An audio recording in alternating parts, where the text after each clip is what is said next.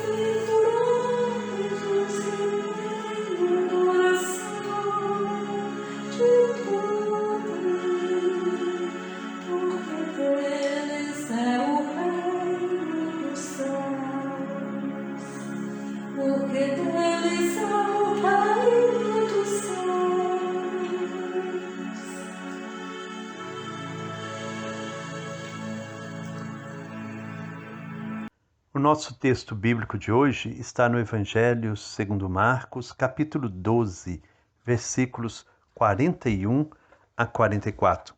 O encontro que faremos hoje com Jesus será através de uma pobre viúva.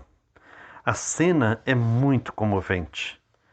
Uma pobre viúva se aproxima silenciosamente de um dos 13 cofres de esmola colocados no recinto do templo, não longe do pátio das mulheres.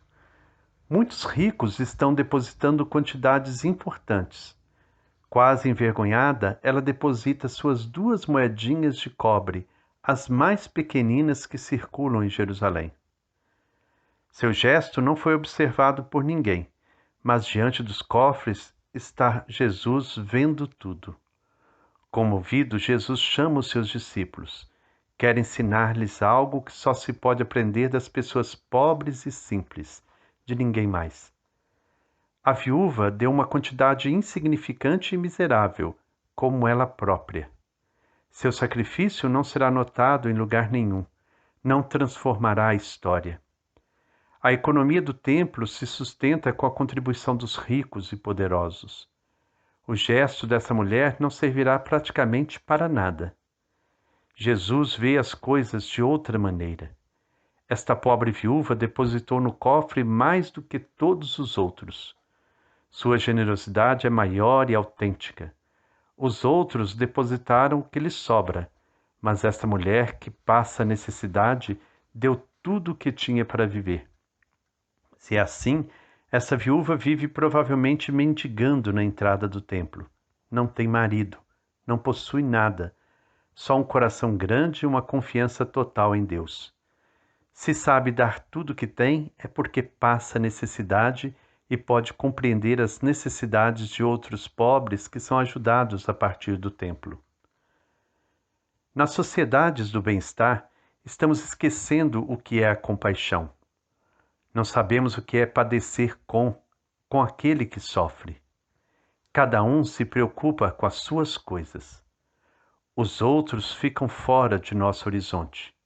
Quando alguém se instalou em seu cômodo mundo de bem-estar, é difícil sentir o sofrimento dos outros. Entende-se cada vez menos os problemas dos outros. Mas como precisamos alimentar a ilusão de que ainda somos humanos e temos coração? Damos o que nos sobra. Não é por solidariedade. Simplesmente já não precisamos disso para continuar desfrutando nosso bem-estar. Só os pobres são capazes de fazer o que a maioria de nós estamos esquecendo: dar algo mais do que as sobras.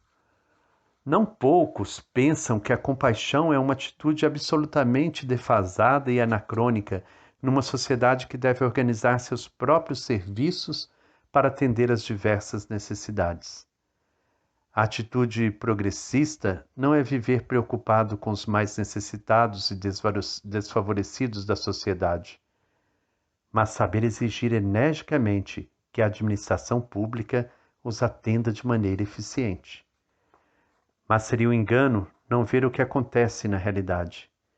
Cada um busca seu próprio bem-estar, lutando inclusive impiedosamente contra possíveis competidores. Cada um busca a fórmula mais sagaz para pagar o mínimo de impostos, sem deter-se inclusive diante de pequenas ou não tão pequenas fraudes. E depois se pede a administração, para a qual se contribui com o mínimo possível, que atenda eficazmente o que nós mesmos estamos abandonando na marginalização e na pobreza. Não é fácil recuperar as entranhas diante do sofrimento alheio, quando alguém se instalou em seu pequeno mundo de bem-estar. Enquanto que nos preocupa é apenas a maneira de aumentar a conta corrente ou tornar mais rentável o nosso dinheiro, será difícil interessar-nos realmente pelos que sofrem.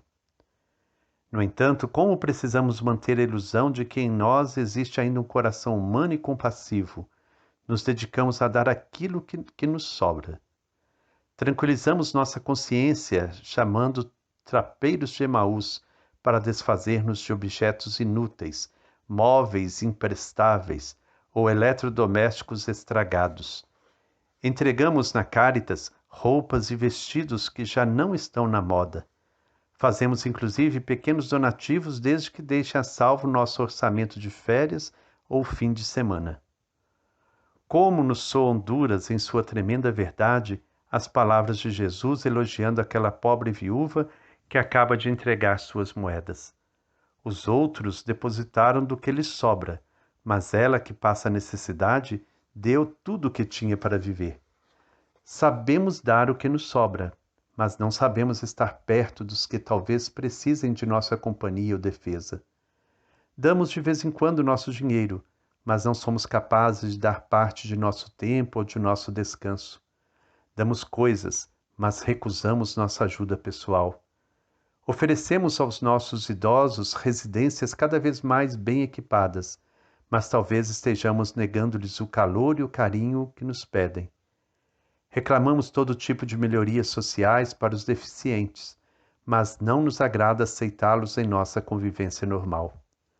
Na própria vida de família, não é às vezes mais fácil dar coisas aos filhos do que dar-lhes o carinho e a atenção próxima de que necessitam? Não é mais cômodo aumentar-lhes a mesada do que aumentar o tempo dedicado a eles? As palavras de Jesus nos obrigam a perguntar-nos se vivemos apenas dando do que nos sobra ou se sabemos dar também algo de nossa própria vida. Em teoria, os pobres são para a igreja o que foram para Jesus, os preferidos, os primeiros que devem atrair nossa atenção e interesse. Mas isso muitas vezes é só teoria, porque de fato nem sempre é assim. E não é questão de ideias, mas de sensibilidade diante do sofrimento dos fracos. Em teoria, todo cristão dirá que está do lado dos pobres. A questão é saber que lugar eles ocupam realmente na vida da igreja e dos cristãos. É verdade, e é preciso dizê-lo em voz alta, que na igreja existem muitíssimas pessoas, grupos, organismos, congregações, missionários, voluntários leigos, que não só se preocupam com os pobres, mas que, impulsionados pelo mesmo Espírito de Jesus, dedicam sua vida inteira e até arriscam para defender a dignidade e os direitos dos mais desvalidos. Mas qual é a nossa atitude generalizada nas comunidades cristãs dos países afora?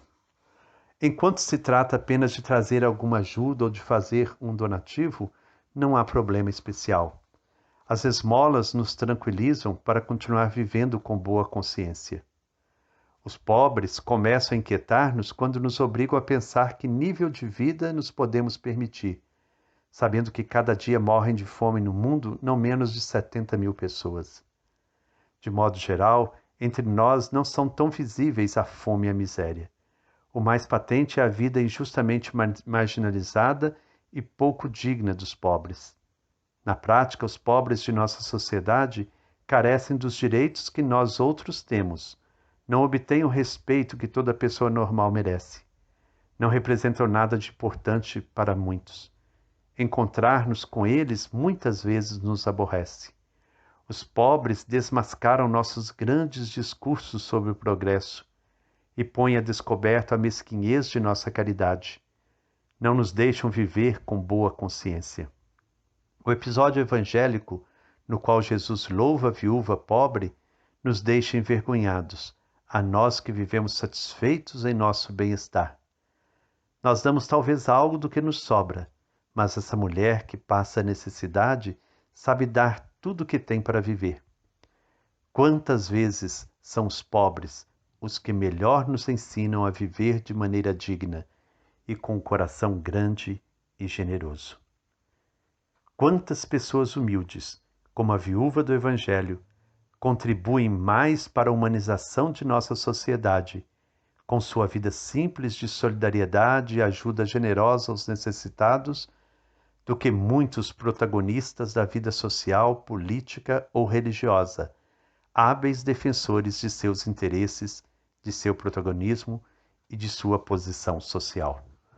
Que o Senhor nos conceda então a graça de verdadeira conversão, que nós possamos dar daquilo que temos e somos, sermos generosos, colocarmos de fato nossa vida a serviço.